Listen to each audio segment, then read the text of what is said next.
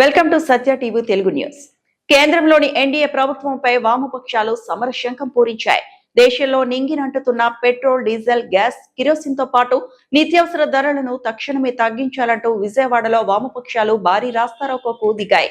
ఎన్నికలు ముగిసిన ప్రతిసారి చమురు ధరలను పెంచుతూ కేంద్ర ప్రభుత్వం సామాన్యుడి నడ్డి విరుస్తోందని మండిపడ్డాయి.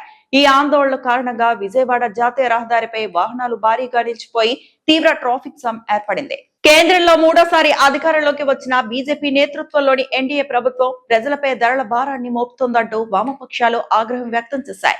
వామపక్ష పార్టీల ఉమ్మడి పిలుపులో భాగంగా మంగళవారం విజయవాడ, కృష్ణలంక, రాణిగారి తోట జాతీయ రహదారిపై నాయకులు, కార్యకర్తలు భారీ ఎత్తున రాస్తారోకో నిర్వహించారు. కేంద్ర ప్రభుత్వానికి వ్యతిరేకంగా పెద్ద ఎత్తున నినాదాలు చేశారు. ఈ నిరసనల కారణంగా బెంచ్ సర్కిల్, వారధి బస్టాండ్ వైపు వెళ్లే రహదారుల్లో కిలోమీటర్ల మేర వాహనాలు బారులు తీరాయి. దాదాపు గంటన్నర పాటు ట్రాఫిక్ పూర్తిగా స్తంభించిపోవడంతో ప్రయాణికులు తీవ్ర ఇబ్బందులు పడ్డారు. అనంతరం ట్రాఫిక్ పోలీసులు రంగంలోకి దిగి వాహనాలు క్రమబద్ధీకరించారు. 5 రాష్ట్రాల ఎన్నికలు ముగియగానే పెట్రోల్ ధరను 109.50 నుండి ఏకంగా 117.50 పైసలకు పెంచారని, అలాగే డీజిల్ ధరను 97 నుండి 106 రూపాయలకు పెంచేశారని వామపక్ష నేతలు ధ్వజమెత్తారు.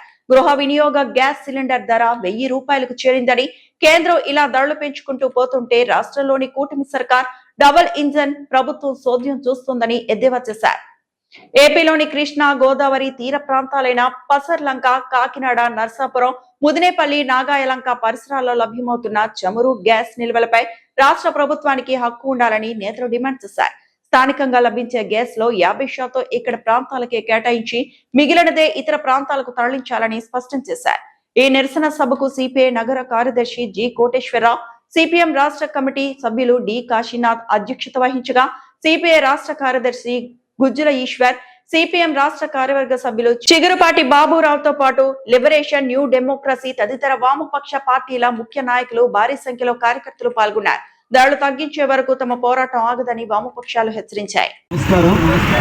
దేశవ్యాప్తంగా ఈరోజు ఈ ఉద్యమం కొనసాగుతున్న నేపథ్యంలో నరేంద్ర మోడీ గారు వచ్చిన 12 సంవత్సరాల కాలంలో గతంలో 55 రూపాయలు ఉన్నటువంటి పెట్రోల్ ఇప్పుడు 118 రూపాయలు, 50 రూపాయల డీజిల్ 110 రూపాయలు దాటింది. 400 రూపాయలు ఉన్న గ్యాస్ 1000 రూపాయలు దాటిందంటే ఈ రాష్ట్ర ప్రభుత్వాలు విధిస్తున్నటువంటి ట్యాక్స్లే ప్రధాన కారణం. కాబట్టి రాష్ట్ర ప్రభుత్వం, కేంద్ర ప్రభుత్వం విధిస్తున్న ట్యాక్స్ తగ్గిస్తే ఈ రోజు పెట్రోల్, డీజిల్ ధరల్ని సగం వరకు తగ్గించవచ్చని అనేక నివేదికలు చెబుతూ ఉన్నాయి. అందువల్ల ఎప్పటికైనా సరే కేంద్ర రాష్ట్ర ప్రభుత్వాలు తమ యొక్క ట్యాక్స్ తగ్గించుకోవాలని డిమాండ్ చేస్తూ ఉన్నాం. క్రూడ్ ఆయిల్ ధరలు అంతర్జాతీయంగా తగ్గినప్పుడు పెట్రోల్, డీజిల్ ధరలు తగ్గాలి. కానీ పెరగటం అంటే ఈ దుర్మార్గమైన విషయం. ప్రజలపైన దాడి తప్పితే మరొకటి కాదు. అందువల్ల ఈ దాడికి వ్యతిరేకంగా సమస్త ప్రజానీకం ఈ భవిష్యత్ ఉద్యమంలో కలిసి రావాల్సిందిగా సిపిఎం